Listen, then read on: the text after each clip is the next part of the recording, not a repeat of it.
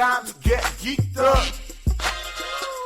Once again, for the last time this year, Andre Davi coming in hot with the Closer Look song, an all-time favorite here. Unfortunately, like I said, we didn't get the rights to the Bone Thug song, but they just sold their whole catalog to Universal for $600 million, and now they own all the Bone Thugs. But instead of doing a traditional Closer Look, we're going to be doing this year's 125th year, first ever Geeked Up Year Awards. If that makes any sense, all right? Yeah, I mean, the long-running tradition of us doing something for the first time and claiming it being an annual... Okay. So we have 10 different awards we'll be giving out for the year 2020. And we're going to be doing our Oscar special as well coming up in a couple months where we do a similar thing. However, this one is a lot more ridiculous, original, all over the place. Our personal awards. Oh, yeah. Yeah. So, and kind of like in that vein, to kick things off, the first award is called the Fat Star Wars Kid Award. And this is for the...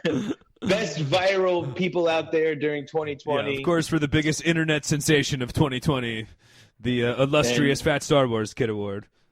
Exactly. Everyone vies to be him. I'll start it off. I think this one was pretty early on 2020, but the What's Inside Your Butthole song, kid, was a big fan favorite of mine. Yeah, for sure. Just the little girl who's just like, what's inside your butthole? Literally doing like a Sandler song. You're like an Andy Samberg level, like exactly. Like literally you could see him on the news doing that fucking song. Yeah. What's this stupid Lonely Island or whatever the fuck? Yeah, like, exactly. If they didn't cover that song, I don't know what the fuck they're doing. But you're right, that girl was 6-year-old girl just nailed it.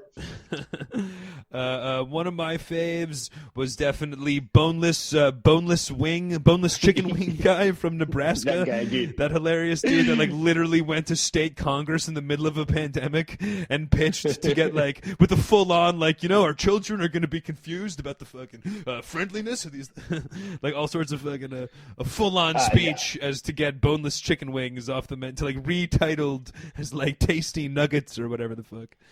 For sure. I also think you can't think of a viral video in 2020 without thinking of the Spanish skateboarding guy drinking cranberry juice and lip syncing as Stevie Nicks. I know, right? I think. I just didn't know you could pound cranberry juice like that. Like, what a good idea, dude. Just like going out with like a fucking like family size fucking ocean spray, just top off, just fucking sipping. Like that guy's living his best 2020. Yeah, for real.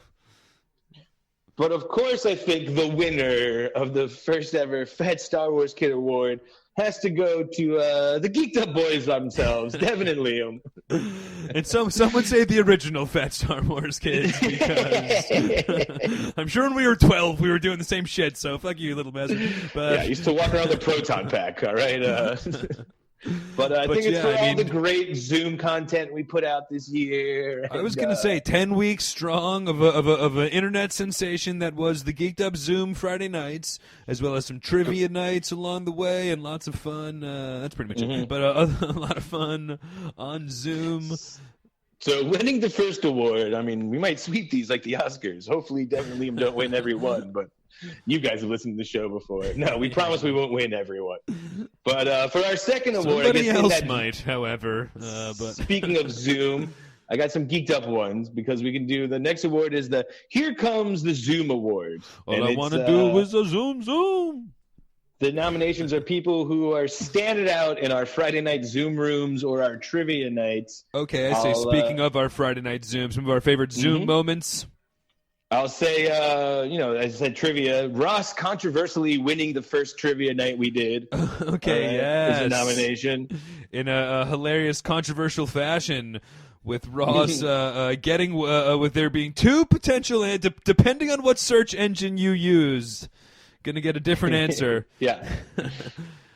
But you're right, that was hilarious from our trivia night, maybe from some of our actual Zoom chats. But how about a shirtless Danny from the watering hole biking and pounding down fucking green shakes or whatever the fuck he was drinking every week?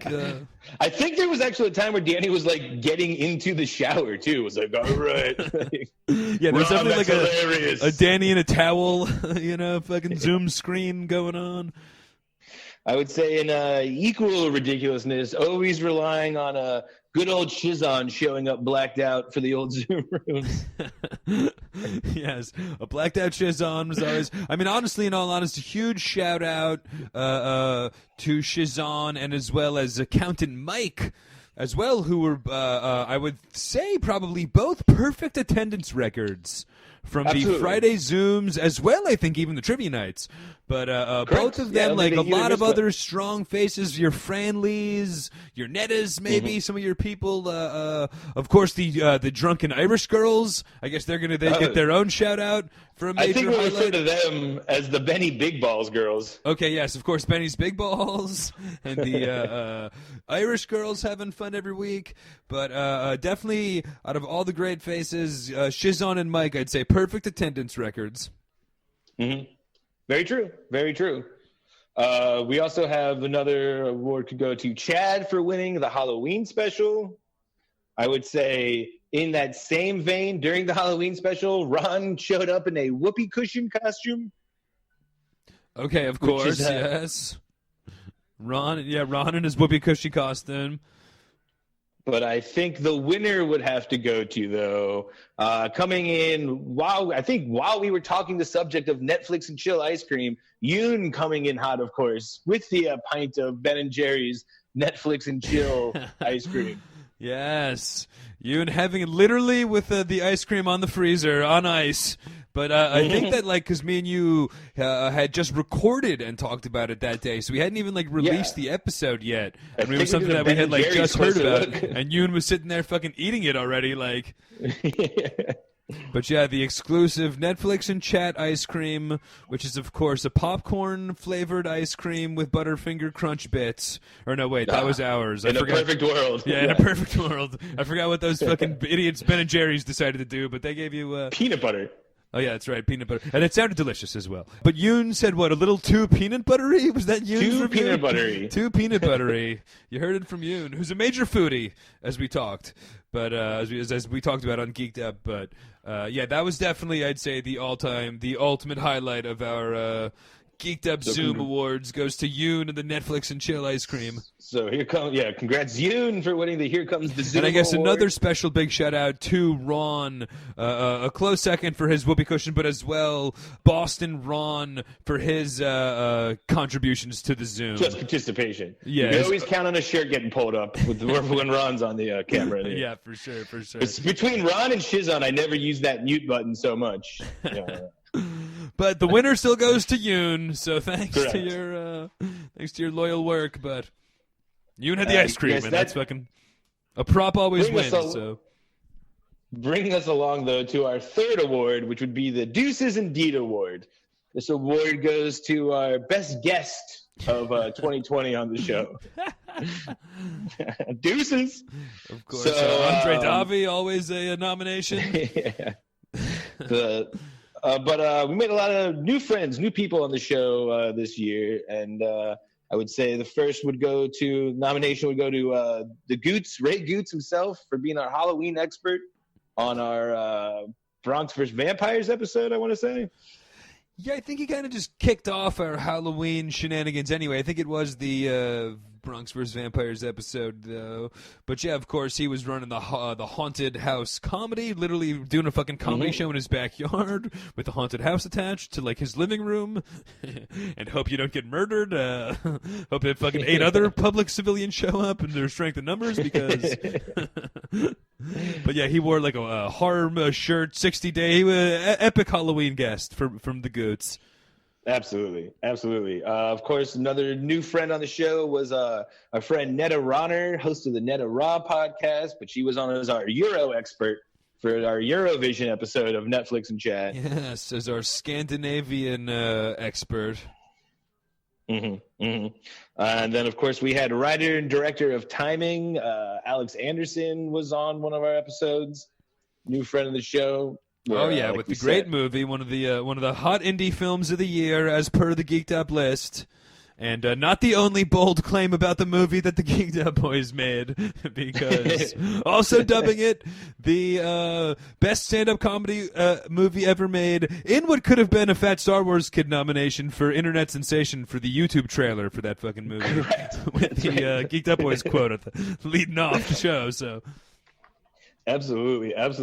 But of course, I think the award, we did have a bunch of new guests, but I think the award would have to go to all of our past guests from our 5-year anniversary episode. I would say, of course, excluding Ross and Lauren. Because... So do they win the award for the Deuces Indeed? Or are they the only ones that don't win? I'm confused because they're obviously... We'll never know. Lauren this is like an episode 10 situation where a sucker MC challenge situation where is it a good thing that they fucking are getting... Did they win the Deuces Indeed or do they lose the Deuces Indeed? Because they're not included with all of the good guests that we had that day. And look, not because we don't love them. It just seemed that Lauren didn't want to be there and Ross didn't know he was there. I know, yeah. That was what we explained earlier when Ross said, "Oh yeah, oh that was for a podcast." I thought we were. Yeah, Ross had no idea that around he was rapping Eminem. Yeah, and poor Lauren. I think that she was. I think she. It always sounds like a good idea to get really high before doing these Zoom chats. But then when the other 3 participants are fucking me, Devin, and Ross, sometimes it's a little hard to get a word in edgewise, and you end up just giggling for 10 minutes and then saying goodbye. Very true. But so really, congrats to everyone from the 5-year episode. You're all winners for the Deuces Indeed Award. Moving us right along, though, would bring us to our Woo Baby Piss Mob Award, which is our nominations for Best Song and Artist of the Year. All right. Yes. And I guess right off the bat, I can my first nomination nominated for an award that's named after them, but of course from Piss Mob, Cuntlet, the newest from Piss Mob. I got to say, one of the Song of the Year nominations has to be Piss Mob's Cuntlet for the Piss Mob Song of the Year award. Very true. Dude, that's a great one. I had mine. I was going to say anything on SoundCloud.com/Andre Davi. You're going to get some new bangers. Put out a bunch of new songs this year as well. He did. Actually. So. Yeah, he did. No, that's what I mean. Yeah. In non-hilarious podcast, we always like to point out he makes real music. Of course, I like to stick with the hilarious podcast songs. So my next nomination is going to be Ya Ya Ding Dong. Big shout out to Netta Raw, but Ya Ding Dong. Of course, from Eurovision, smash hit from Will Ferrell. From I got a nominee. She didn't make it in the first award she was in, but I'm gonna nominate the "What's Inside Your Butthole" kid. Okay, Song of the Year, yeah, for sure. I mean, Song of the Year. She's like Susan Lucci over here. Well, I guess we haven't announced yet, but will she be the fucking old chick that always gets nominated but never wins? And I think it's time to announce the winner, right? And once again, 2 nominations, no win for What's Inside Your Butthole Kid, because of course the winner of Song of the Year is no one other than Joe Exotic for Here Kitty Kitty. All right. Well, I think it's a tie between that and the other Joe Exotic song from the album. Oh, like A Man Sees a Tiger. Both hilariously Milli Vanilli'd by him. Yeah, both hilariously not him.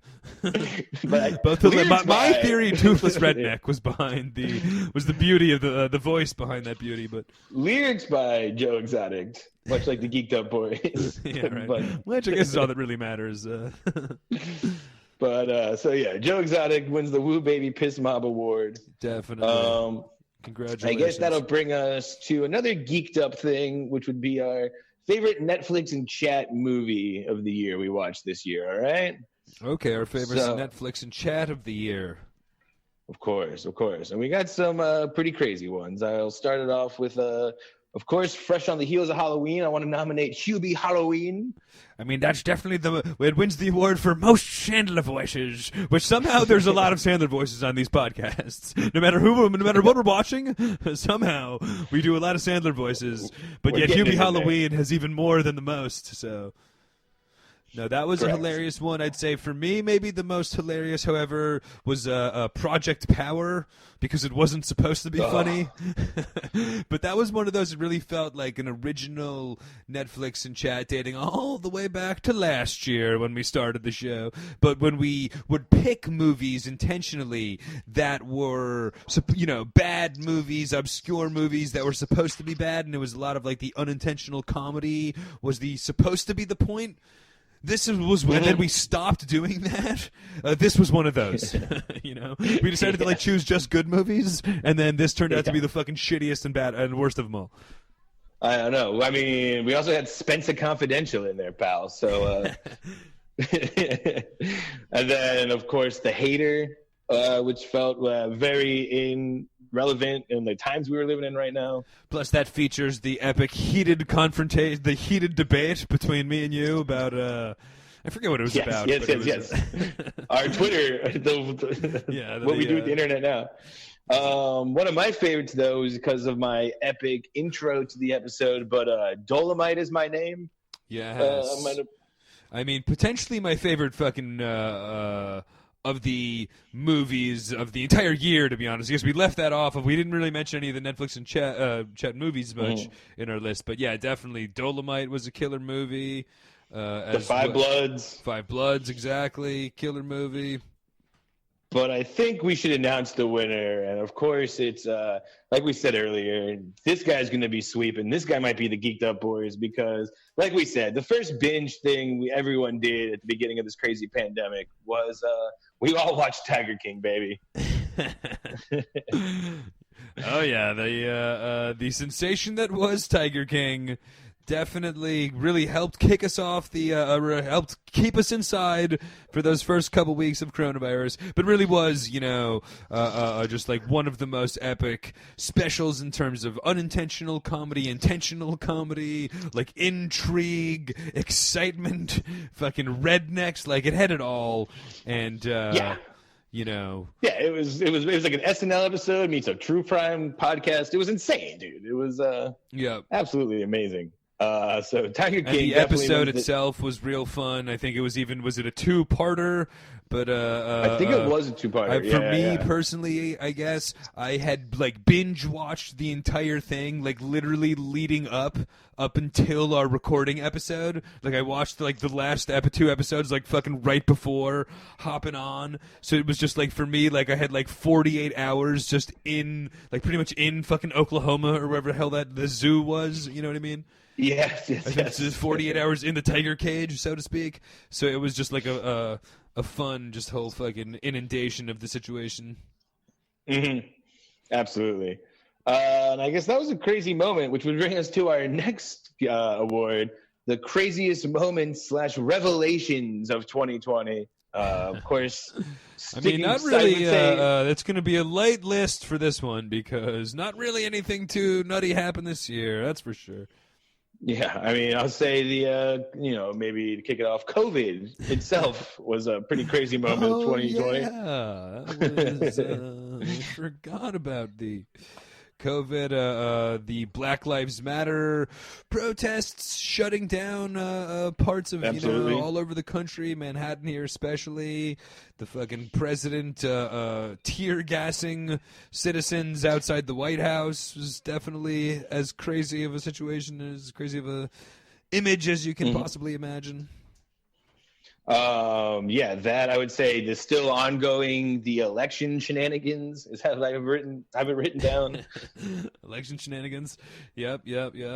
I mean the Four Seasons landscaping press conference, Giuliani farting in a. I mean, ongoing is definitely putting it lightly. Mm-hmm. But I would say for this one, though, the craziest moments is less of crazy moments and more of revelations and discoveries me and Liam have had this year. So I would say in a 4-way tie, it would be us finding out, or Liam, I guess, finding out about Randy Quaid's beard and crazy face, Nikki Cox's crazy face. Yeah, Randy Quaid's crazy beard, Nikki Cox's crazy face. The fact that Mattis Yahoo doesn't dress like a rabbi anymore. And he Got a just has, fucking like, short acidic rapper blonde hair. goes loses the Yeah. acidic. Like, how do you not get? And, Is that allowed? Like, why aren't the rest of them wearing jeans if this is a thing you can do? And then, of course, my revelation and discovery of the show 60 Days In, where Okay, yes. a show where I first saw it and was like, why would anybody do this? And now that I've watched 2.5 seasons, I'm like, I got to see how you sign up for this show. Why would Layla Ali do it, if anybody? Like, yeah. but yeah, I mean, of course, the voluntary jail sentence definitely makes for some great reality TV. And It really does. I watched the first season with one of the great heels of all time, with the teacher that faked a stomach injury to get out of the situation, and then claimed that he pulled an all-time Trumpian move. Just claimed that he totally crushed it. And he said, "What are you kidding me? And me and C-Dog we're gonna be running the cell block. Like, what are you?" But I tell that there was a similar character in the most recent season. In season 5 on Netflix, there's a guy who is literally in there for 12 hours, dude. He's like he's like the 7th mysterious one that no one knows about, and he literally goes in there and he's like, I've read enough books that any real convict, he takes a nap right when he gets in. So he goes in a bunk, he falls asleep. When he wakes up, he hears 2 convicts talking about drugs, and he's like, oh, job done. I did this in 12 hours. I didn't need 60 days. Does the exit thing is for the cameras, and then just the producers call him, or he calls the producers and he's like, hey, look, pull me out of here now, or I'm just gonna stand on a table and say that I'm a spy and there's 6 other spies in here. Someone after he woke up from his nap, he's like, all right, my job here is done. 100%. He heard these guys being like, I'm gonna have acid in here in a week, and he's like, oh, I gotta tell the sheriff now. It was just I did my job. He thought that hours. he was because you're not supposed to just you're not. I mean, and we'll talk about 60 Days In on our next Geeked Up episode, maybe. I guess now I'd have to watch this episode, but I mean, you're not. You're the idea isn't to spend your 60 days trying to fucking round up gossip on the other guys. It's to see if you can make it or not. It's not I've got good intel, perfectly. Oh, dude, it was hilarious. He literally took a nap and then flipped the fuck out. That is the best move, though, honestly. If you ever, he did know, watch enough jail specials, if you are trying to pass it as somebody that didn't do it, or I guess if you fall asleep, the cops think you did do it, but the other inmates will think that you're more on the level if you come in and just fucking go to sleep, you don't give a shit, you know? Mm-hmm. Exactly. But the cops then will think that you did it.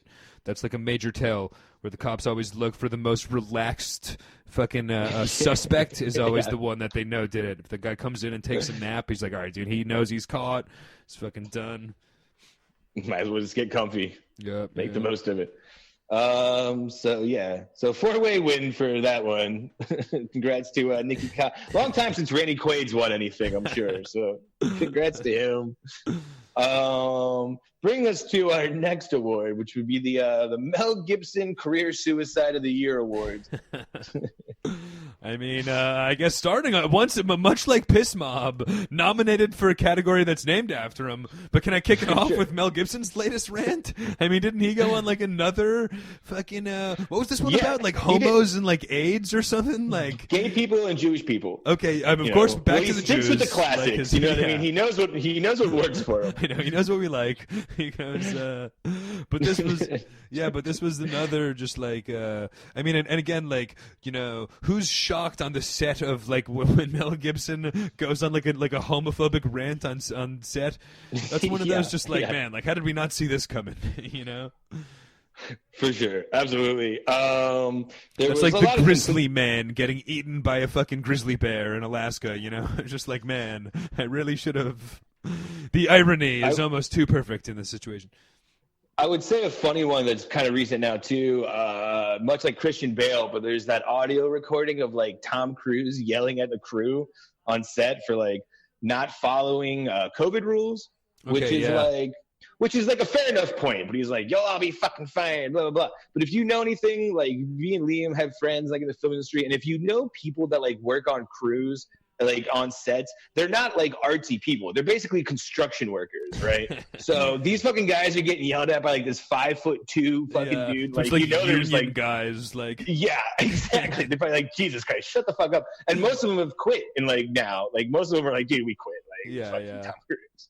And I mean, obviously, I'm not sure where that's being filmed too, but it's just like, there are red state maniacs in every. I think that's in England where that's being filmed. Yeah, they're filming in England. In England, yeah, but there are like red state maniacs in every country. So there's like anti-maskers and people that don't just they just don't really give a shit at the same level. And if you got Tom Cruise breaking your balls for it, but yeah, that was a hilarious video and whatnot. Mm-hmm.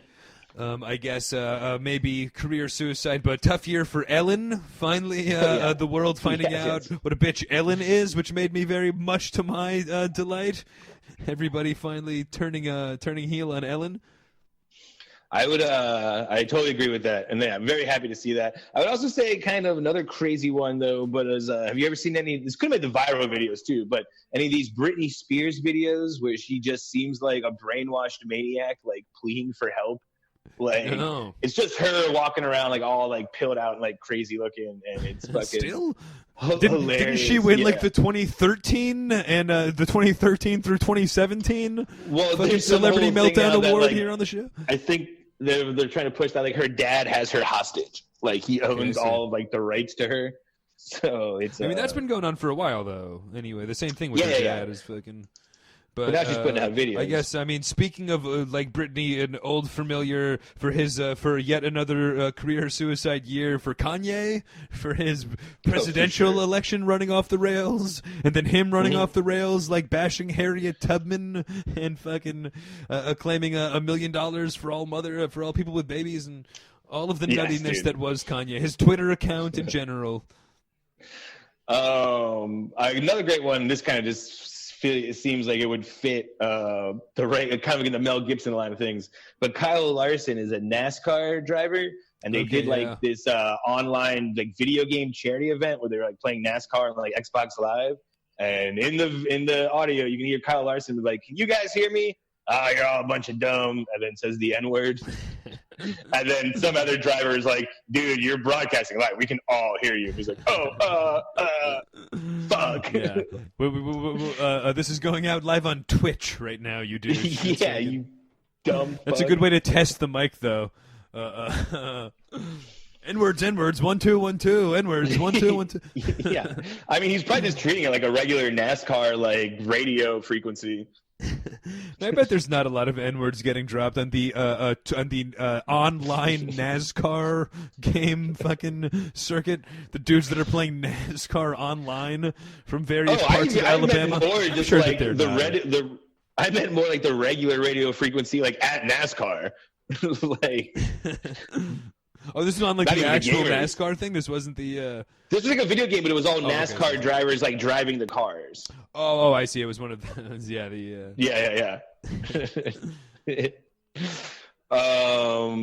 I guess the only other person that... This is kind of embarrassing, but we got to throw out Nate Robinson for getting knocked out by YouTuber Jake Paul. For sure.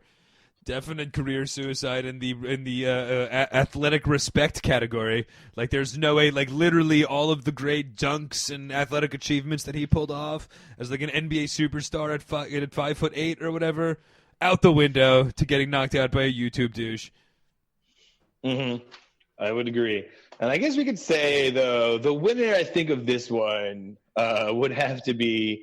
Just Gal Gadot and her pretentious friends all singing "Believe."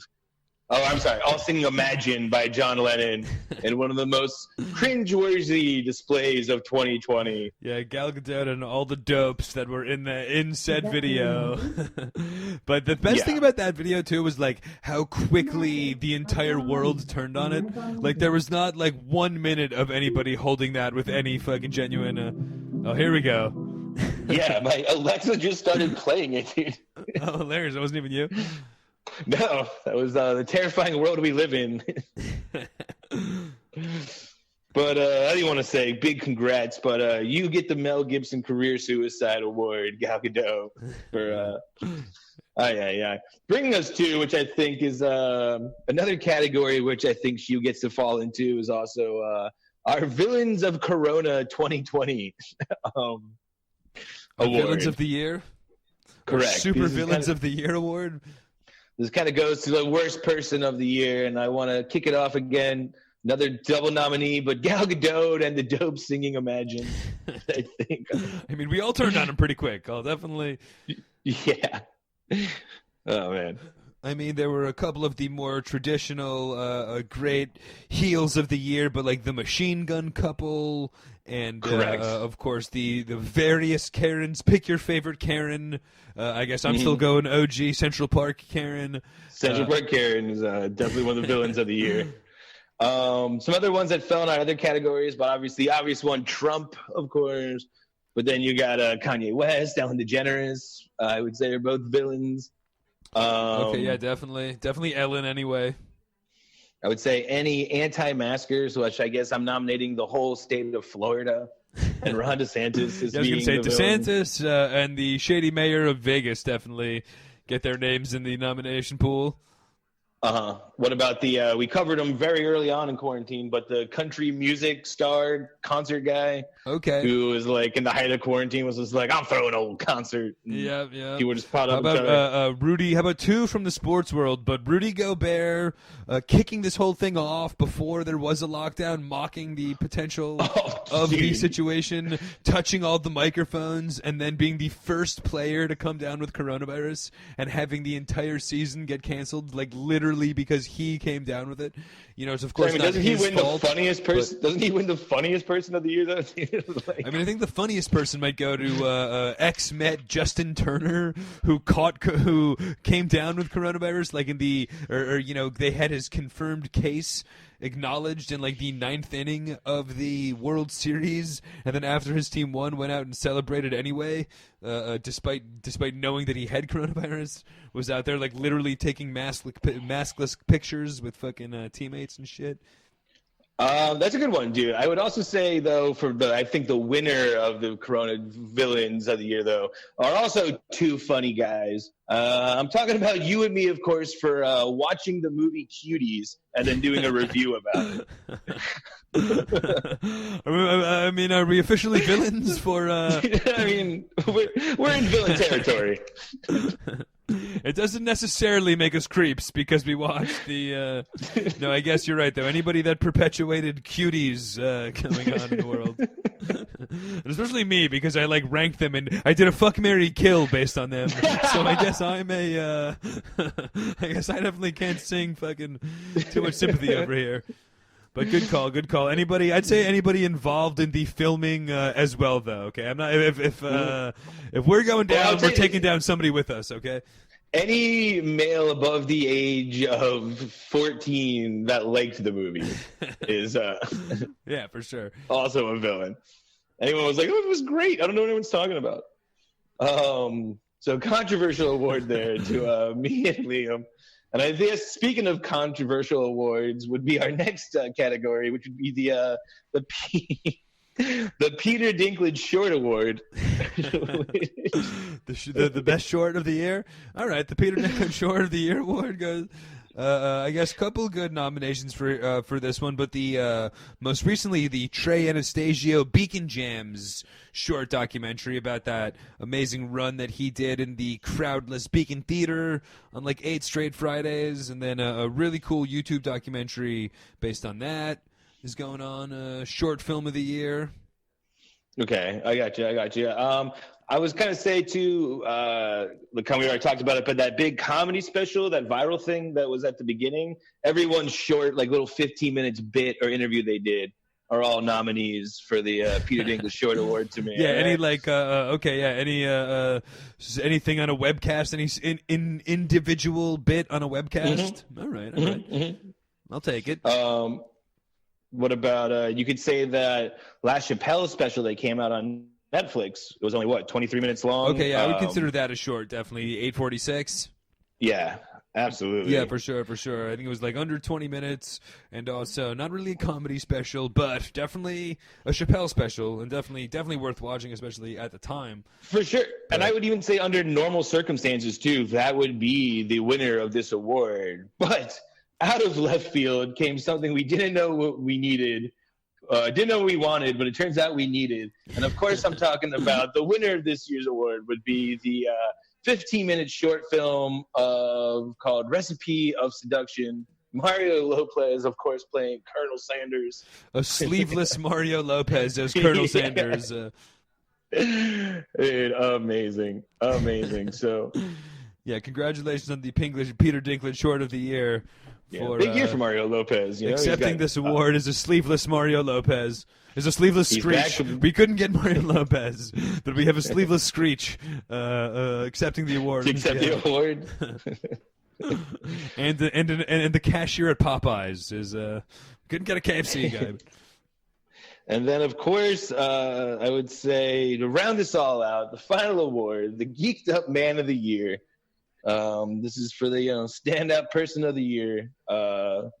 Of course, I'm going to kick it off with I'm trying to win 3 awards here. Me and Liam for bringing you guys Geeked Up podcast through the pandemic. And it was one of those like whirlwind because we America loves a good comeback story, and we rose like a phoenix after the whole cuties disaster, and we didn't let that get us down. We apologized and we confronted our demons, and now we've righted the ship. But I guess maybe coming in right behind us in significance, but Dr. Fauci, he was pretty good. Sure. I guess he deserves some credit as well. But, of course, Dr. Fauci. How about any healthcare worker, again, coming in slightly backseat to me and you, but any healthcare worker throughout the coronavirus pandemic? Like pick a nurse and then they could represent the entire healthcare industry. Yeah, I'm throwing my sister and my cousin in there then. What about, we mentioned him earlier, what about Colin Quinn? Big year for him. And also we're just fans. I guess in that same I'll put page, I'll throw out Kurt Russell just because you and me have gone on a weird Kurt Russell binge recently. Yeah, that's true. Hateful Eight. You got to see this Bone Tomahawk, folks. Fucking crazy. Honestly. Who else? How about maybe Borat, like for another celebrity, but like in terms of like a real comedic impact, like we said, as well as he did if you want to do Sacha Baron Cohen, he did the other Chicago 7 as well. But in terms of Borat for a just a hilarious movie, but with the political impact of the whole Giuliani thing, and really just the crazy nature of what he did, you know what I mean?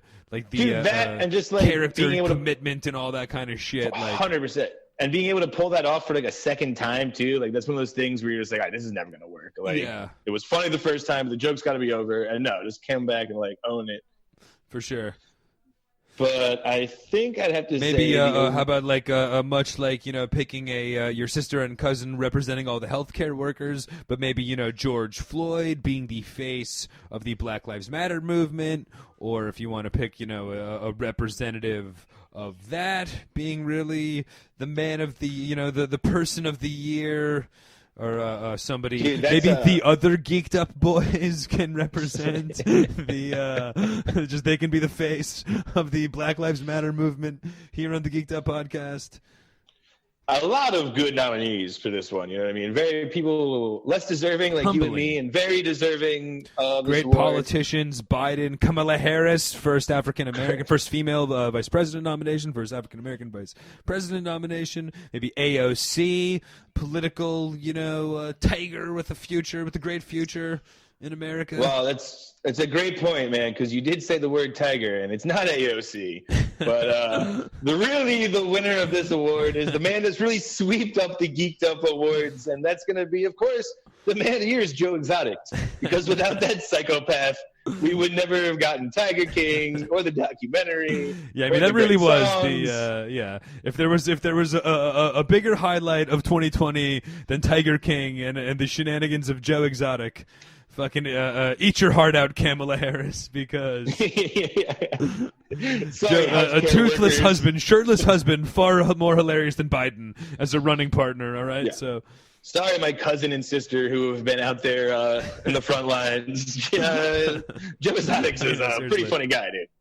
Did you fucking remember that goddamn armless zookeeper? And fucking come on. There was the one guy eating week-old bologna. I mean, the fucking. We got Carol Baskins and her cuck husband. It's everything about that guy. I think didn't fucking the other creep get arrested as well? Did we cover that on Geeked Up? But who was Yeah, I like think the he did. other animal guy that like animal was it, guy like, to the Doc stars Harris or something like that? Yes, Doc Antle. Ansel Harris, Doc Antle, yeah. I think he went down. I think he did too. The other guy. Well, they obviously like aired that documentary, and they're like, "Oh shit, that guy's running a cult. Like, we got to get in there."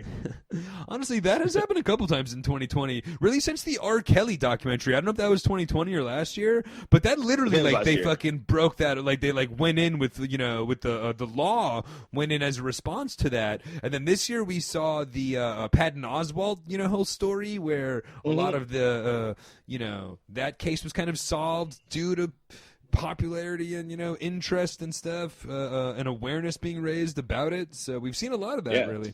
Especially because he got away with killing his wife. Boy. But I guess I can't argue there about the Geeked Up Man of the Year being Exotic Joe from the Tiger King himself, of course. And that's going to wrap up then the 125th first ever Geeked Up 2020 COVID Awards. Yes, and I guess and a 2020 year that we're looking forward to moving on from. However, when you look at it like the last hour and a half of us talking about it, not so bad. We had some laughs along the way. Sounds like we had a lot of fun. Yeah, seriously. Ooh, baby, it's time to get geeked up.